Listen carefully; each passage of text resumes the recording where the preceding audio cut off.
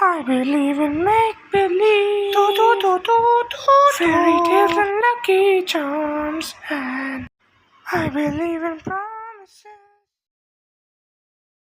Hello everyone, Crazy Emulator here.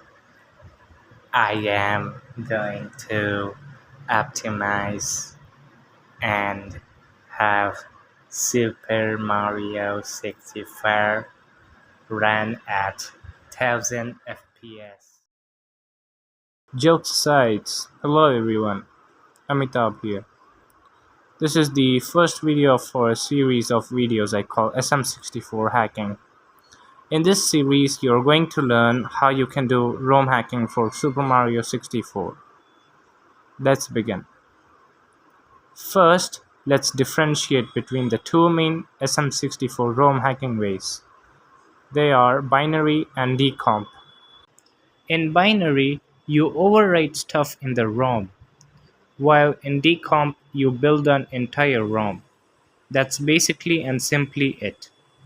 Normally, binary hacking is done by extending and decompressing a normal SM64 ROM, since it gives free space in the ROM, which can be used to allocate in the RAM.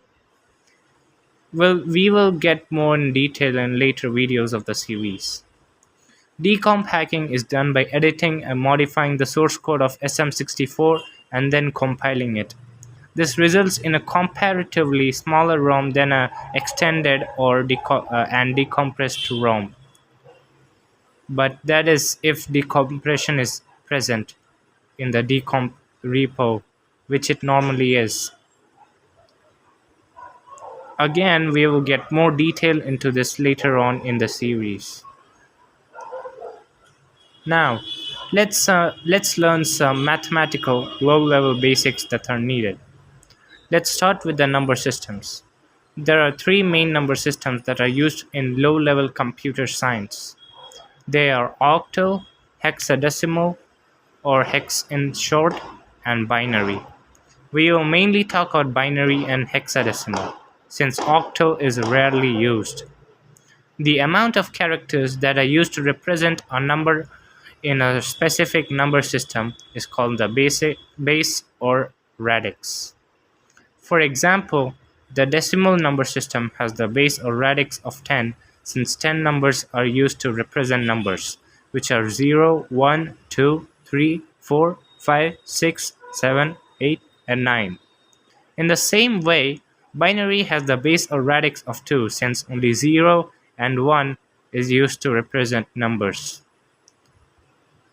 Hexadecimal has the base or radix of 16, including the decimal number system representative numbers. There's also A, B, C, D, E, and F, which adds 6 more characters to represent the hex number system. So 10 plus 6 is 16, which is why it has the base or radix of 16. Each place value has a potential power known as weight. Now, let's move on to data types. Unsigned data types are data types which aren't negative. The opposite is for signed. A bit can be either 0 or 1, which is binary. 8 bits make up a byte. 2 bytes make a half word. 2 half words make a word which is 4 bytes long. It has 32 bits. 2 words make a long which is 8 bytes long. It has 64 bits. Well, these are mainly the data types you need to know for N64 hacking. Now, let's move on to some software prerequisites. You need a hex editor. I normally use imhex since it has more tools and useful utilities, but HXD is a normal and valid choice as well. Optionally, for binary hacking, you can use a ROM manager such as Bowser's Blueprints, Quad64, or Pilzinsel's SM64 ROM manager. But none of them will be covered in the series, possibly except Quad64. Also, optionally for both decomp and binary, you will need to have compiled SM64 decomp, which has entropy generated that will be useful for in the future. Preferably for binary, use the source code given in the description. The reason is because this repo has been modified a bit to generate more entropy than the vanilla SM64 decomp repo that will be useful later on. Now, for today, we are done with the first tutorial of the series. The next one will come out pretty soon. Stay tuned for that. Thanks for watching.